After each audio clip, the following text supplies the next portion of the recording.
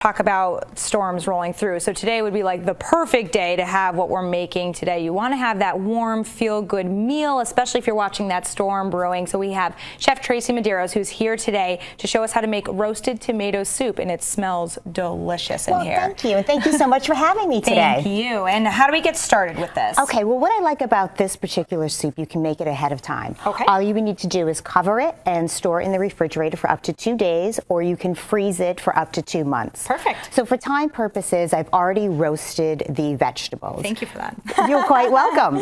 And all you would need to do, 1.5 pounds of a fairly large tomato, like a beef steak tomato. Sure. And then you would just cut it in half crosswise. Okay. 1 medium onion, such as a Vidalia, again, cut it in half crosswise. Great. And then 3 unpeeled garlic cloves. And we have all these ingredients and everything that will be on our website, so everybody has the specific amount, so that'll be perfect. Excellent. Once we have everything portioned out, how do we start? Sure. So basically, once the vegetables are roasted, you're going to let them cool so you don't burn your fingers. We can't have that. Yeah, exactly.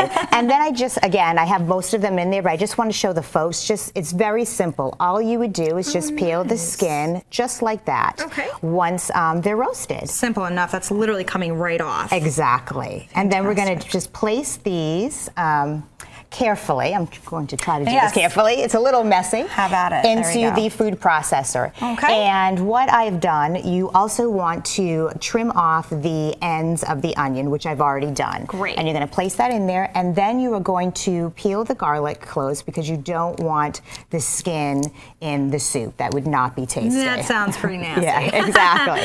And then you're going to place that in there. Then you're going to add 1 cup of the chicken or vegetable stock right now, to that. This is about 2 cups because we're only using half for this. Exactly. And the other half goes in the pot. in. Well, not quite yet. We're going to do that once we. That's okay. Once we process this, so we're going to stick the cover on, like so. Let me show you, just like that. Excellent. Yeah. And you're going to click that on, and then you're going to hit on right there until you reach a desired consistency. And what is the consistency you're kind of looking for in this? I'm looking with a little chunk to it. Okay. So just, I think that's great right there. Delicious.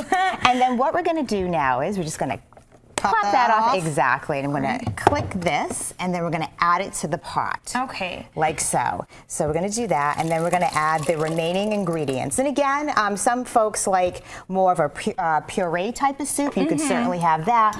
Others like chunky. It's basically how you like the soup. And talk to us about some of the healthy items in this. It really, I would think, is very beneficial for people who are absolutely. eating this. The tomatoes. And I actually brought this tomato, folks, and then we're going to add some, tomato juice. And then we're going to add a little tomato paste, some Worcestershire sauce. And then with tomatoes, when you're purchasing them, you want them to feel heavy. Okay. And you also want to give it a whiff. And it should have a nice aroma to it. Oh yeah, it smells like you just got it out of the garden. So. Exactly, and you want to make sure there's no bruises or wrinkles because that will indicate this guy going here. Yep, and that will indicate that the tomatoes are a bit old. How long does this cook for? You just want to bring it to a simmer, and then so when we come back and we do the kale, I'll have that warm for you. Ooh, that'll be for you, Gina. And let me just show a little bit over here about the corn. Sure. So this will be a garnish. Okay. And you can use frozen or fresh. And if you choose to use fresh, you want it uncooked. You want the stem placed into the bowl. And again, it's very easy to remove the kernels. You're going to take your knife, put it at an angle, and just slide it down like so. And that will be part of the garnish at the end. Pretty simple and pretty quick. Yes, exactly. And then I'll just show you quickly the basil. That will also be the garnish. Here's a little tip for those folks out there. All you need to do is roll the basil up like so. Oh, clever. And then you're going to take your knife and just cut it across like so.